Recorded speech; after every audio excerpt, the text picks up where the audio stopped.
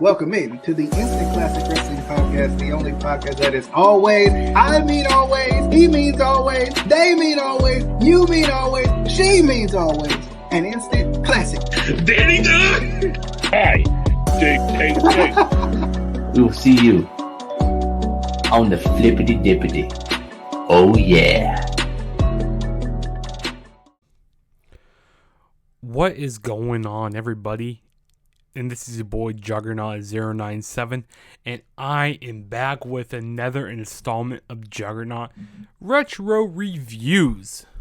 And since Elimination Chamber is going to be, tomorrow night, or tomorrow afternoon during the day, because it's going to be in Jeddah, Saudi Arabia, I decided that I'm going to, this week and next week, I'm going to review some Elimination Chamber, some old Elimination Chamber pay-per-views. So, I'm going to be reviewing Elimination Chamber 2012, which this show was held on February 19th, 2012 from Milwaukee, Wisconsin at the Bradley Center. And this show was not very good. And also, by the way, last year I reviewed the 2010 Elimination Chamber, which I'm going to put the link down in the description, and I reviewed the 2011 edition of Elimination Chamber, and that is also going to be in the description. So if you want to check out those, I'll probably make a playlist for those Elimination Chamber pay-per-views. But yeah, let's go ahead and jump into this Elimination Chamber 2012 review. So, this show was not that good. I mean, basically the only reason to watch the show is for the Elimination Chamber matches. Everything else on this wasn't very good. I never really been a big fan of the Elimination Chamber pay-per-views. Like, I hate these match gimmicky pay-per-views because, it's like they just randomly throw people into the match like for no reason or like without even having any good booking decisions. You're like, oh yeah, Elimination Chamber's coming up. We got to throw 6 guys in there, just to throw them in there. And usually the match is predictable. I just never been a big fan of the gimmicky pay-per-views like Elimination Chamber, Hell in a Cell, TLC, which I'm happy they didn't do TLC last year. I'm happy they didn't do that. But yeah, let's actually start off with this review now, okay? So the first match that got kicked off was the Elimination Chamber match for the WWE Championship. We had CM Punk going in as the WWE Champion. He was defending against The Miz, Chris Jericho, Kofi Kingston, Dolph Ziggler, and R-Truth. So CM Punk and it was Kofi Kingston. They started out. They were the first two in the ring fighting off against each other, which, they had a pretty good wrestling match for a while. And even, Michael Cole on commentary was saying, hey, these guys were former tag team champions before, so I like how they alluded to that on commentary. But the first person that got eliminated from the match was R-Truth. He got eliminated by CM Punk with an elbow drop. And then Dolph Ziggler was soon to get eliminated by Jericho, because Dolph Ziggler went for a roll-up on Jericho, but Jericho kicked out. And Jericho hit a code breaker for the 1-2-3. So Dolph Ziggler was gone. And then Jericho eliminated Kofi Kingston by a lion salt. And then, so it came down to CM Punk, Jericho, and The Miz. And CM Punk kicked Jericho in the head and knocked Jericho out of the Elimination Chamber. So he fell onto the door, which the spot looked pretty believable. Like, it looks like he actually got concussed. It looks like he actually hit his head on a light or on the barricade. It actually looked like, and he took out the cameraman.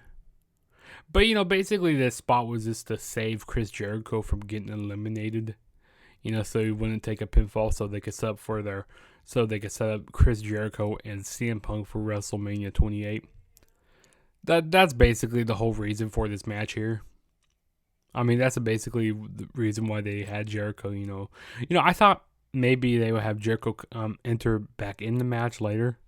Because, they love to do that. Have somebody take somebody off and they eventually come back. But no, that didn't happen in this case. So then it came down to The Miz and CM Punk, which CM Punk hit the GTS on The Miz. And, it was pretty back and forth between The Miz and Punk. But, at this point, The Miz, he really wasn't. He was kind of in the mid-card scene. He wasn't going for the WWE Championship at this point. They weren't going to put it back on him. He was kind of in the doghouse at this point in his career. But yeah, CM Punk hit the GTS on The Miz to get the 1, 2, 3 and still your WWE champion, CM Punk. And I thought this was a pretty decent chamber match. Not bad at all. Excuse me, probably the best match of the night on the show. And then the next match we had was Beth Phoenix defending the Divas Championship against Tamina Snuka. This was a piss break match. This wasn't very much anything. I mean, Beth Phoenix retained the title. It was a whatever match. And then the next match we had was the Elimination Chamber match for the World Heavyweight Championship, which I'm kind of surprised at. Either this World Championship match or the WWE Championship match wasn't the main event. But of course, they wanted Cena to be in the main event, to getting ready for WrestleMania 28 against The Rock, once in a lifetime. So I feel like, that's why they had this match. They had the World Heavyweight Championship Elimination Chamber match right here. Because, Cena being the main event guy.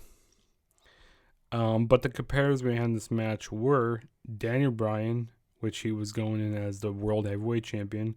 We had Santino Marella. Yes, Santino Marella was in this match.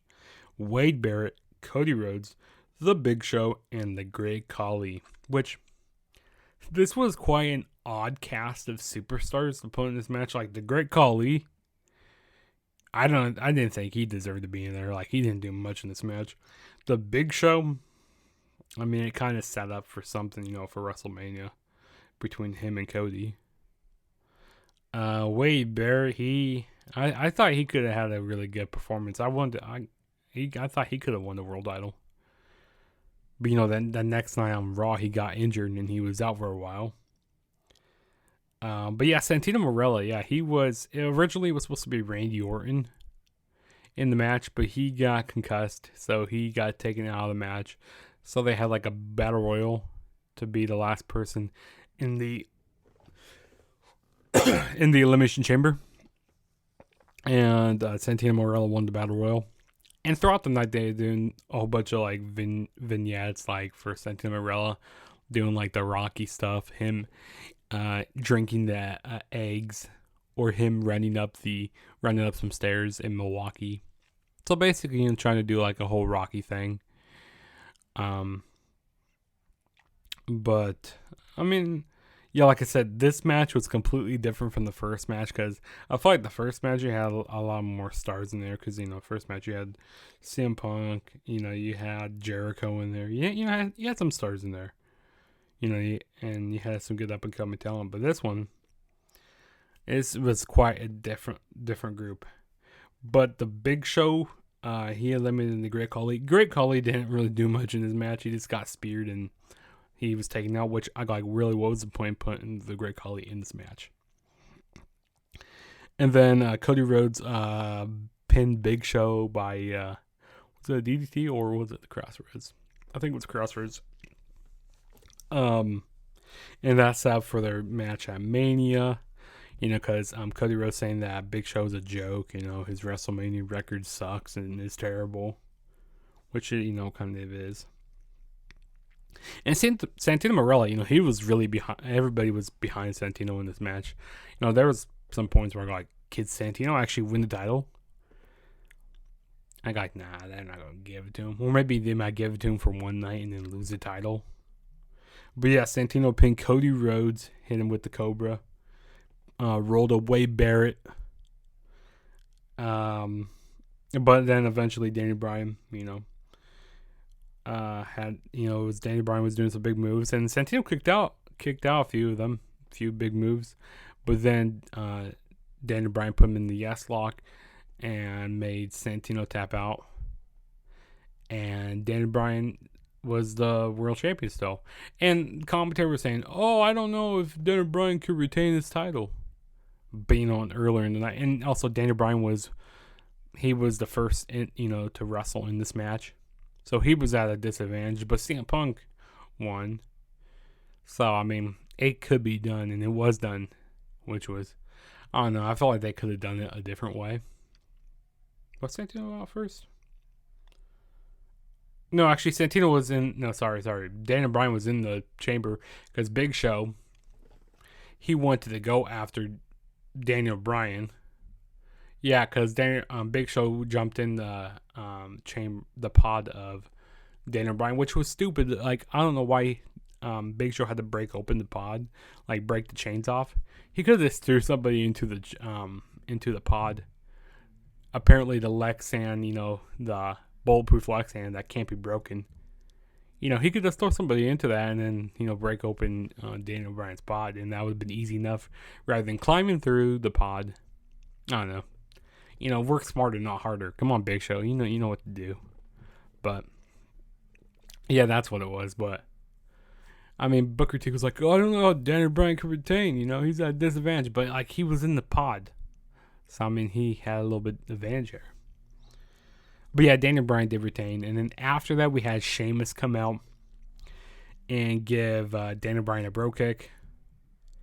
And basically said, "Hey, I'm going to fight you at WrestleMania." And that set up their match for WrestleMania 28. Which you all know, of course, what happened. And then the next match we had was the United States Championship match. This was an impromptu match on here because we had a backstage segment with Jack Swagger and Justin Gabriel and like Hornswoggle. This was a really short match. Pointless. I mean, Jack Swagger retained his United States Championship. I mean, yeah, not really much to say about this match. It was decent for what it was. Really short. And then next we had was the main event. It was an ambulance match. John Cena versus Kane. And, oh man, I'm going to try to end this episode on a positive note. So, earlier, like throughout the night, they showed a vignette for like building up John Cena versus The Rock, and it showed John Cena at this gym, which showed how hardworking he is, and it showed like development of wrestlers at this time. It showed Roman Reigns, it showed Seth Rollins, Xavier Woods, Big E doing some bench pressing, and it showed like EC3 in there, which I thought I marked out to see Big E, because former WWE champion, and you got the Universal champion right now, which back at the time when I was watching the show, I never really thought of some of these guys being main event guys. But I look back at this like, wow, this is crazy to see. Like, we got Roman Reigns as the Universal champion now. He's doing the tribal chief, showed him on there. Got Big E, former WWE champion. Xavier Woods, he's King Xavier. So I thought that was pretty cool, that video package. But about this match, this match, basically was to get Cena ready for his match against The Rock at WrestleMania. Make sure that he's in good shape, he's in good condition. They fought around the arena quite a bit. I like how Cena put Kane through a table. Like, did an AA through the announce table. They fought in the crowd. They even fought on top of the ambulance. Cena hit an AA off the ambulance into a pile that you couldn't see. It was probably onto some like foam or something. But Cena ultimately ended up winning.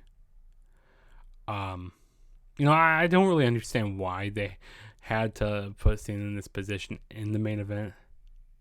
I guess because, it's John Cena, they got to put him in main events. And like I said, he's going to be going up against The Rock at Mania. But, a year later, he went up against The Rock at Mania 29. But he wasn't in the main event at Elimination Chamber. He was like in the middle of the card. So, I don't think they really need to have Cena in the main event, though. And, me personally speaking. But yeah, like I said, Cena won. He put Kane in the ambulance, and that was that. I did not like this rivalry at all because there was this love triangle with John Cena, Eve, and Zack Ryder, terrible, and having Kane telling Cena to embrace the hate, and this was a bad feud. I did not enjoy this feud at all. When I was watching this video package, it was very cringy because he had Cena kissing Eve, Zack Ryder saying, "How could you do this to me, John?" And then Kane going "Cena, you finally embraced the hate." This was a terrible feud that I did not enjoy this feud at all. But yeah, that was my Elimination Chamber 2012 review. Hit that subscribe button if this is your first time ever checking out my channel. Also, hit that notification bell to be notified every time I make a new video. Also, hit that thumbs up button or, hit the dislike, whatever you want to do. Whatever you want to do. I'd rather you hit the like button, that'll help me out a lot better. Also, go share the video. And go follow me on all my social media platforms. Go follow me on Twitter at TheTrueJSB. And also go follow me on Instagram, TheTrueJSB. And I'm also going to be, later on tonight, I'm going to be doing my Elimination Chamber 2022 predictions. So stay tuned for that. That's going to be a live video. And then eventually I'll have my Elimination Chamber 2022 review. So that's going to be coming out soon. Maybe tomorrow. I don't know. We'll see. And then we got also No Surrender coming up. That's going to be happening tomorrow night. There's just a lot of wrestling this weekend. A lot of wrestling on this weekend, which is going to be pretty good. But yeah, this is your boy Juggernaut saying peace out. And I'll catch you guys in my next video. So peace out.